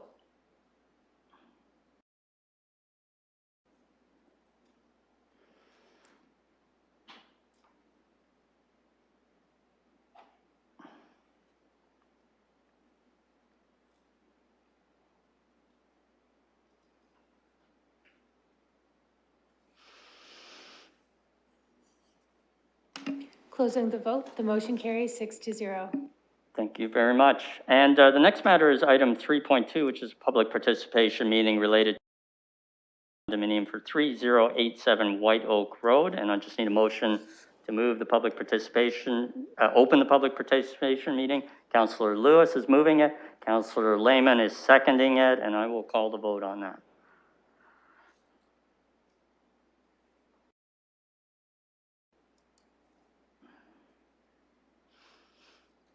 Closing the vote, the motion carries 6-0. All right, and see, are there any? All right, I should ask first, am I just to assume that there's no staff presentation? Mr. Yeoman? Through you, Mr. Chair, Mr. McSweeney can give a few quick words on this one for Thank you very much. Thank you, Mr. Chair. This property is located at 3087 White Oak Road. It's just north of the previous application that went forward. The applicant is proposing to build a vacant land condominium. The owner is White Rock Village. This is a residential development proposal on one block, block 73 of the newly registered 33M 795 plan, which is generally located south of Soto Road East and west of White Oak Road. The policies of the official plan and the London plan require the public notice be given and a public meeting be held for vacant land condominium. Notice of application and notice of public meeting were sent to all property owners in the surrounding area. There are only 2 replies that were received to the public. The concerns from those individuals were to deal with site plan issues, what were addressed in the report. The purpose of this meeting is to report to approval authority any issues or concerns raised with respect to the application for draft approval of vacant land condominium and a concurrent application for site plan approval. The plan consists of 47 attached townhouse units with access from Petty Road. The plans and building elevations have been reviewed by staff and are generally in compliance with the city placemaking guidelines of the North Longwoods area plan and the Southwest area secondary plan. Site plan and urban design staff are working with proponent on building orientation adjacent to Petty Road in recognition that this is a key entry point and gateway to the neighborhood. An additional application for removal of holding provisions has been applied for to the site and is also under review and will be brought forward to for consideration to a future meeting of the Planning Environment Committee. If there are any questions from the committee regarding the staff report, I'd be happy to answer your questions. Thank you. Thank you very much. Any technical questions for staff at this time? And we'll move on to public participation. Are there any presentations? Mr. Chair, Mr. Allen, again, is here to speak on behalf of the applicant. Mr. Allen. Thank you, Mr. Chair. And good to see you again. That's right. I actually don't know if you can see me or not. I'm quite curious about that. Good to hear you again. How about that? Yes, thank you. Go ahead. I'd just like to say that, again, we'd like to express our support for the findings and recommendations of the planning report provided by Mr. Mcsula. And again, Mr. Abu Hajar is available to answer any questions. We'd also like to advise the committee that following approval of the draft plan of condominium, the removal of the holding provisions Mr. Mcsula spoke to, that application, once those things are done, this townhouse development is likely to proceed this year as well. Thank you. I'm glad to answer any questions. Thank you very much. So I don't think there are any other presentations, so I just need a motion, someone to move closing the public participation meeting. Moved by Councillor Lehman, seconded by Mayor Holder, and I will call the question on that.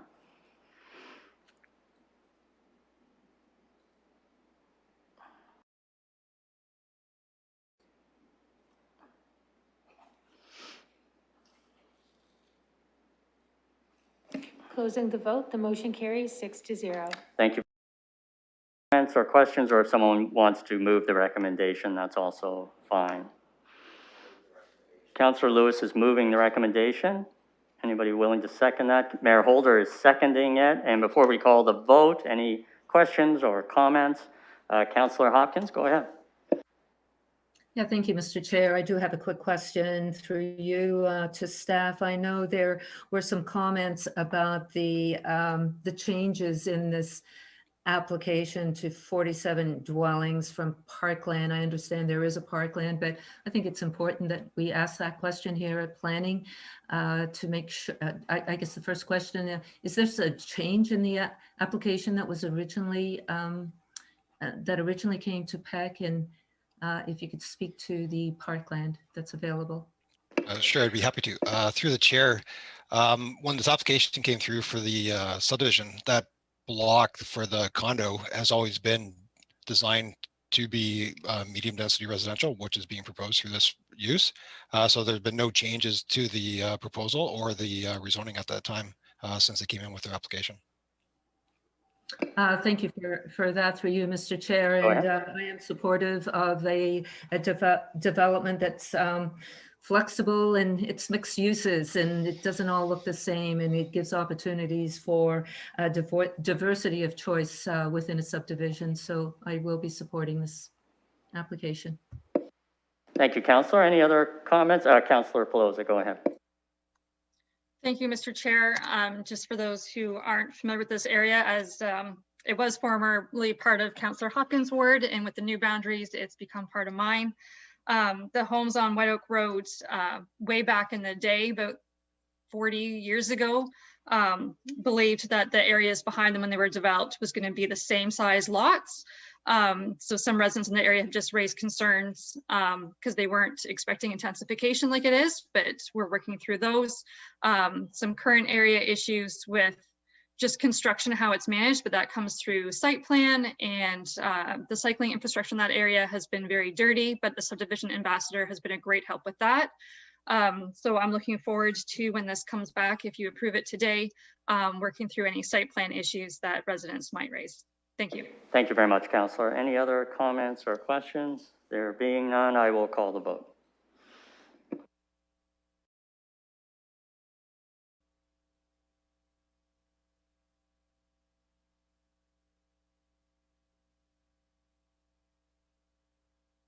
Closing the vote, the motion carries 6-0.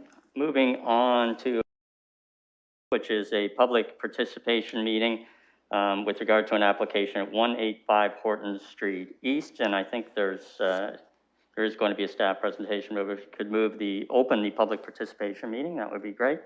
Somebody move that, please. Moved by Councillor Hopkins, seconded by Councillor Lehman, and I'll call the question on that.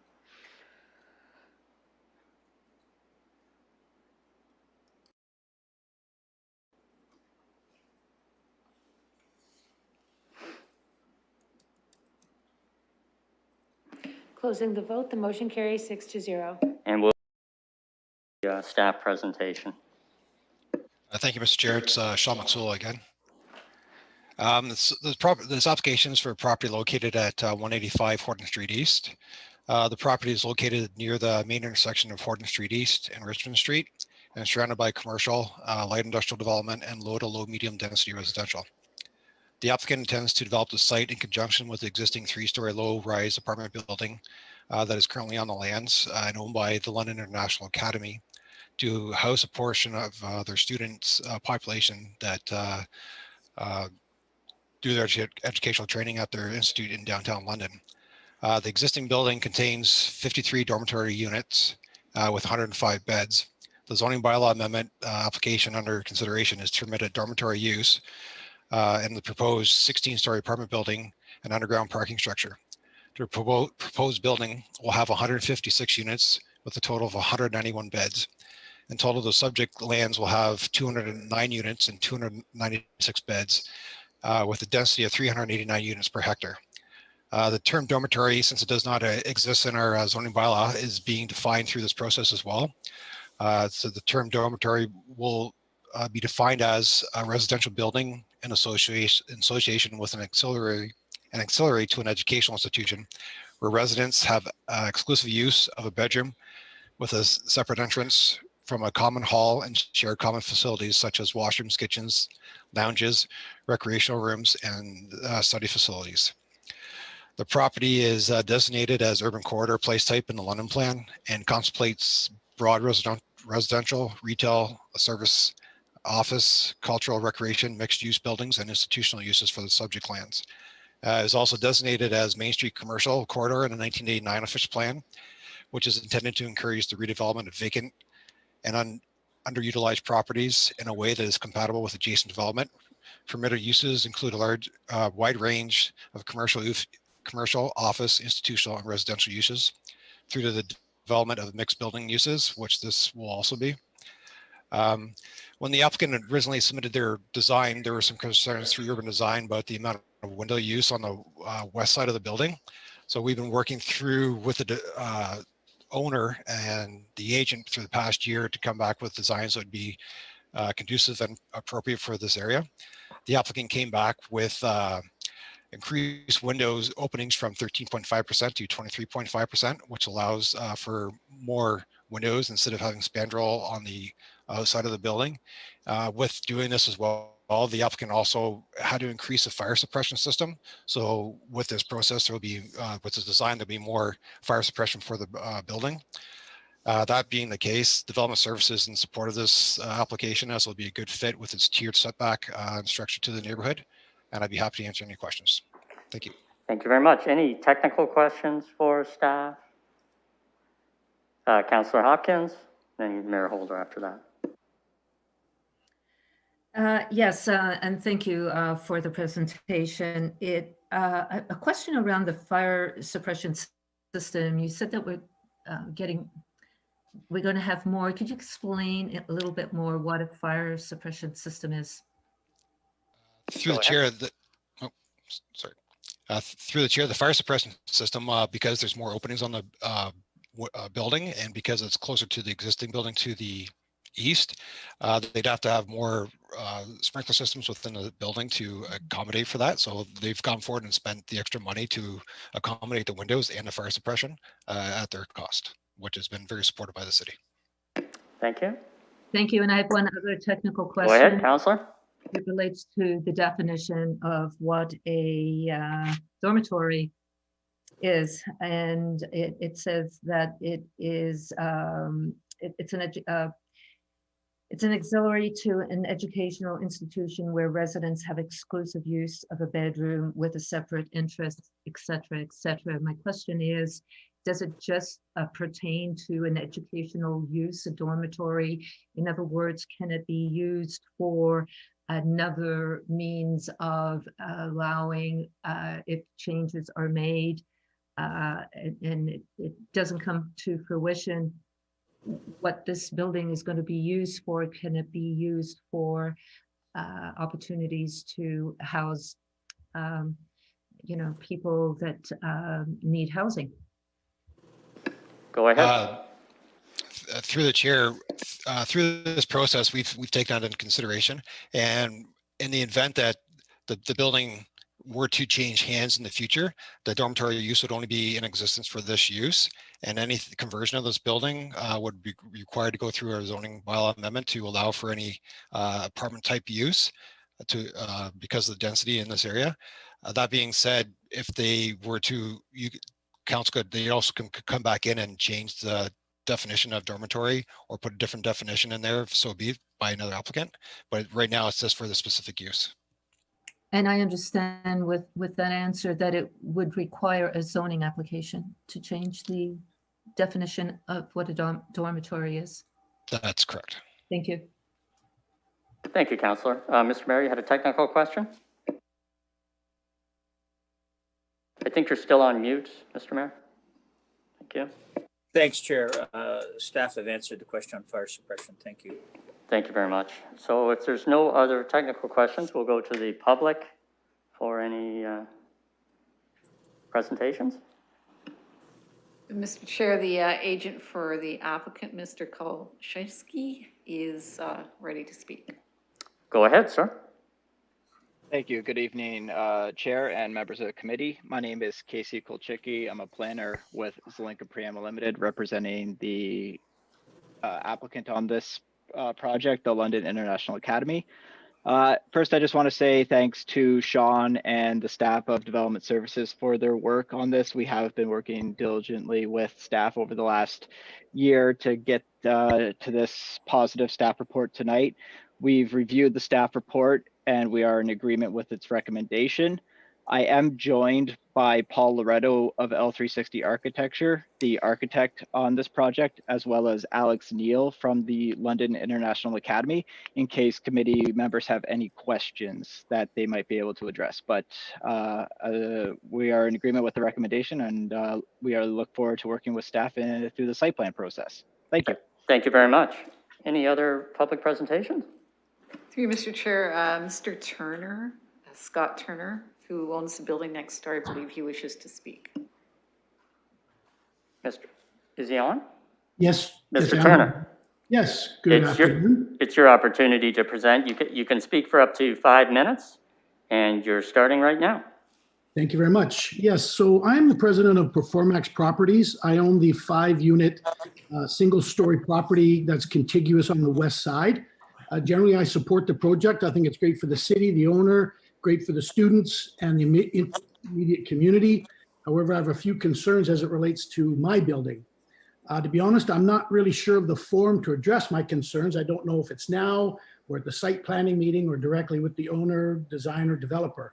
If you ask the questions, we'll try to get you answers to whether this is, we can answer today or whether there's another forum. Perfect. On that note, I do want to thank Sean and Michael. They've been excellent and helpful over the last few weeks and 10 months ago when I first broached the issue with them.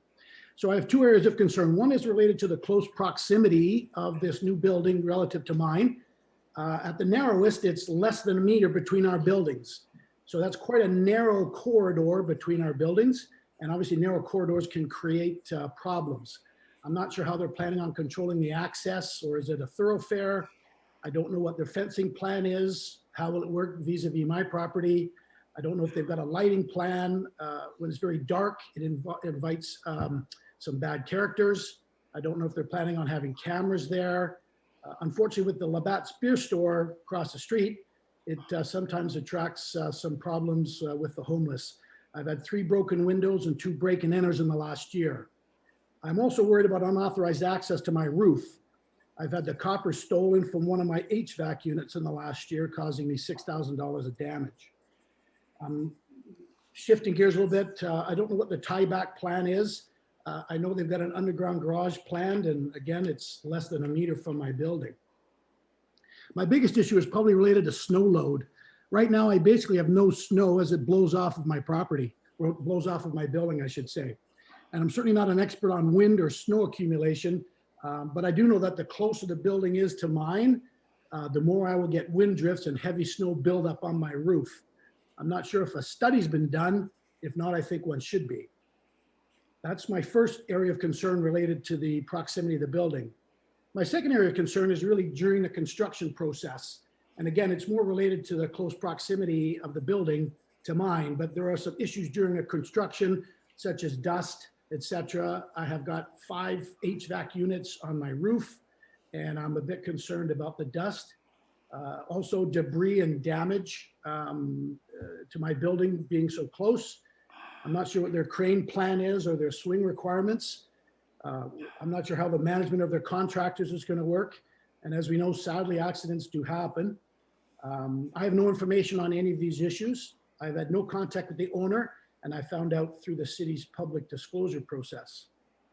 Just to summarize, I'm not sure how or in what forum I can get some of my issues resolved. So that's my 5 minutes. Thank you very much. Thank you, and we'll try to get you answers to your questions. If you stay around and listen, I'll make sure that staff or the owner addresses those. Any other presentations? There are no other presentations, I understand. So I need a motion to close the public participation meeting, and Councillor Lewis is doing that. Councillor Lehman is seconding that. I will call that question.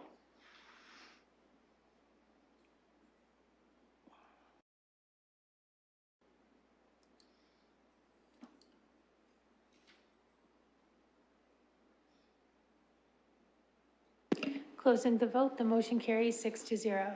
So before we go on, I wonder if either staff and if the applicant wants to help to answer the questions we heard, and just so I understood them, the first concern was proximity of the buildings and the laneway that it creates between the two in terms of the laneway in between, and also the idea of there being wind on top that might create a snow load. So I'll start with staff, and then maybe the applicant can help.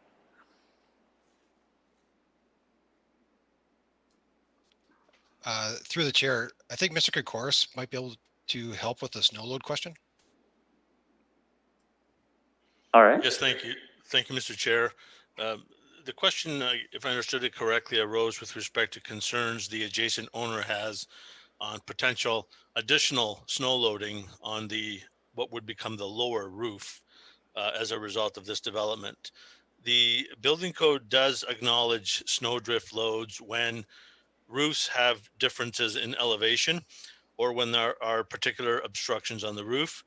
But the building code is basically concerned with the confines of the property itself. So in other words, if a property had 2 buildings and there were difference in elevations, we would consider snowdrift on the lower roof. In this particular case, the building code does not go outside the confines of the particular property.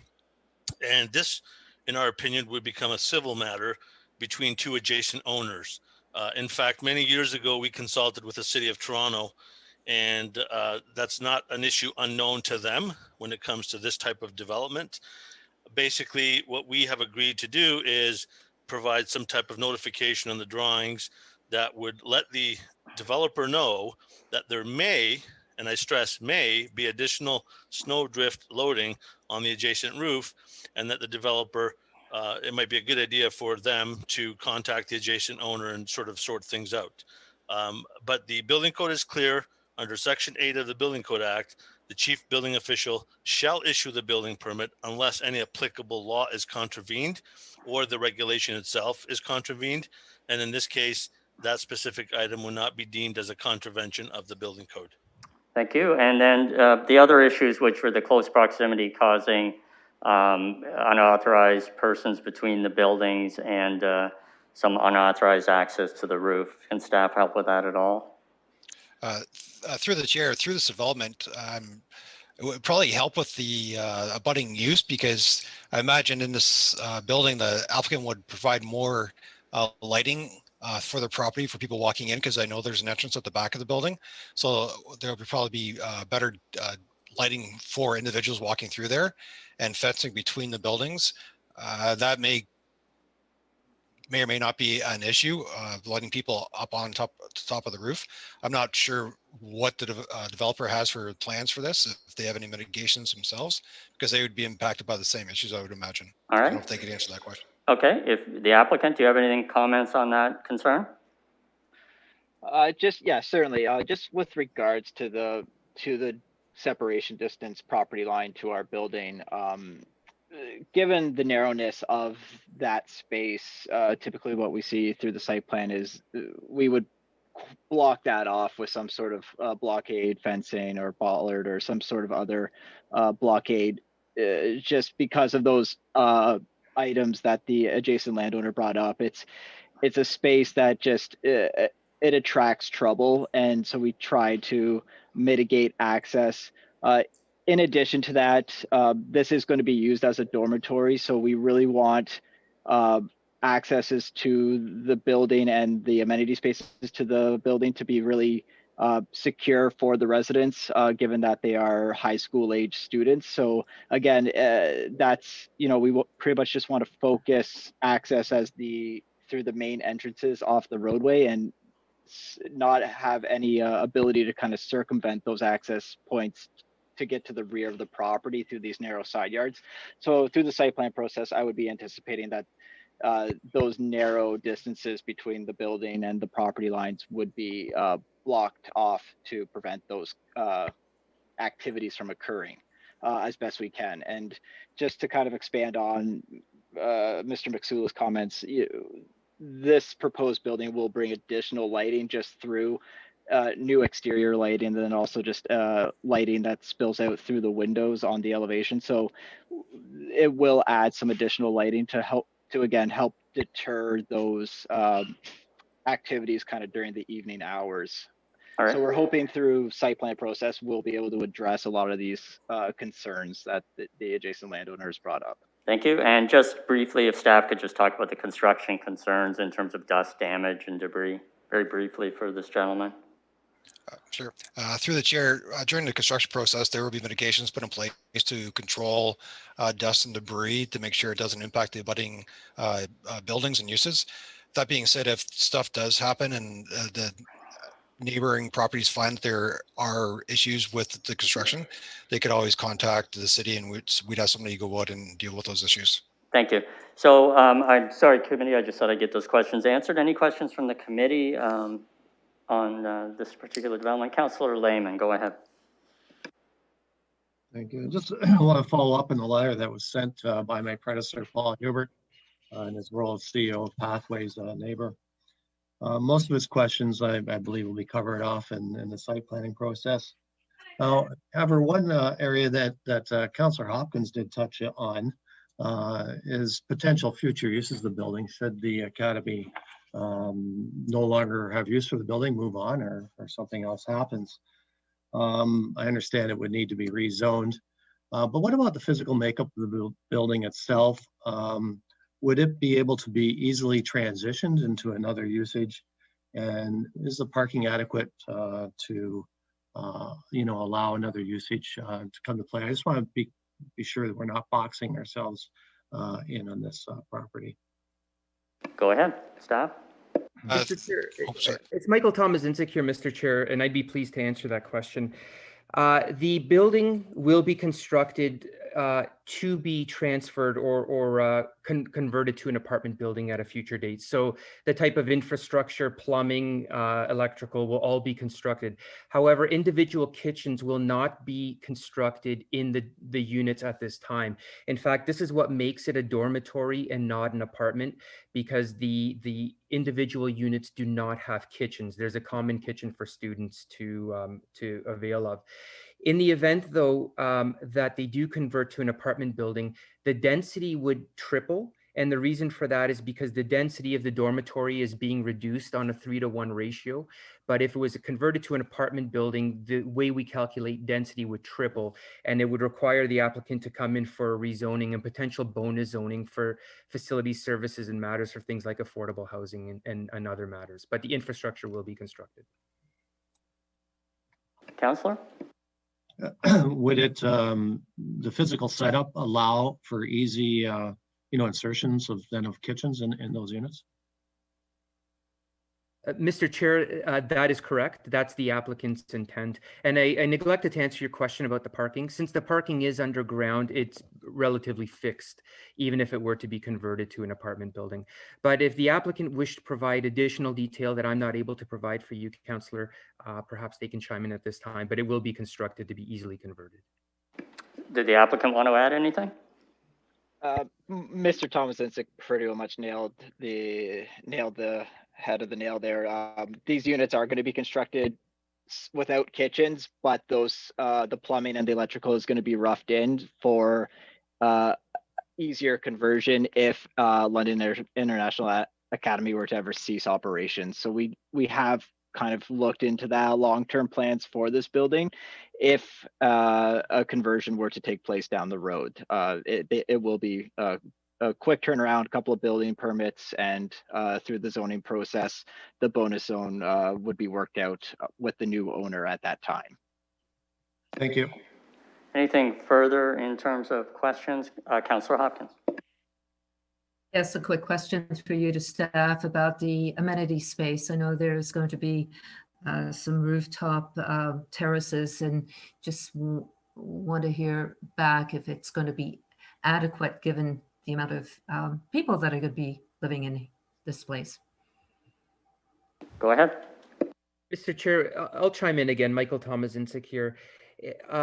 To answer the councillor's question, we're relying on the applicant to know their client base in this case, and they believe that they're providing sufficient amenity for the clients, the students who are, again, high school age, that would be sufficient for them to accommodate their outdoor amenity needs. Anything? Does the applicant want to add anything to that? We have no further. That's correct. Like our applicant or the client knows what their students' needs are, and this plan is built around that. The rooftop amenity spaces, while they are initially going to be used for outdoor space, there is security issues with allowing those to be utilized by students. So right now we're just looking at ground-based amenity spaces to the rear of the building.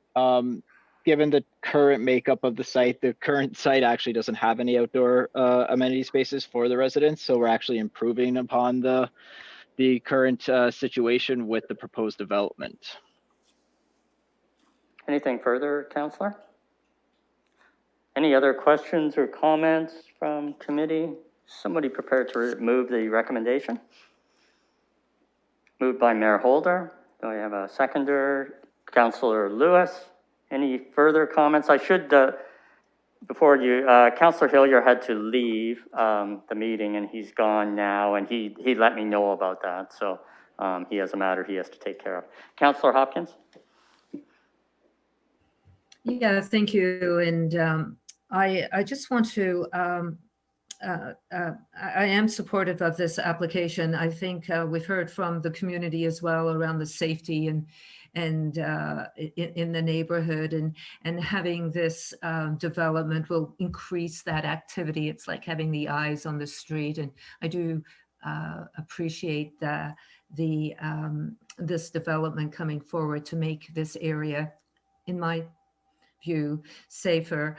But I also am aware that the community still has a lot of concerns and questions through the site plan process. And I am wondering if we can provide these comments attached to this recommendation so they can be looked at through the site plan. I know we've just had 4 replies, and we've had the neighbor make comments, but I do think they're valid comments and should be looked at. That is going to take place, as I understand. The clerk is telling me those comments will go along. A good point, Councillor, that I have to say, I think the neighbor made some very good points that were properly addressed. So we'll make sure that happens. Anything else from committee before I call the vote? All right, I will call the vote then. And Councillor Hillier has left the meeting.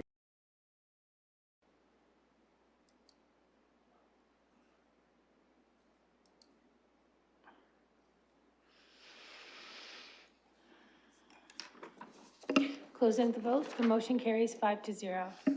And there are no items for direction that I'm aware of, no deferred matters or additional business. So we are now going to go session for the reasons that are set out on the agenda under 6.1. So I wonder if someone would move that. Councillor Hopkins, seconded by Councillor Lehman, and I'll call the vote.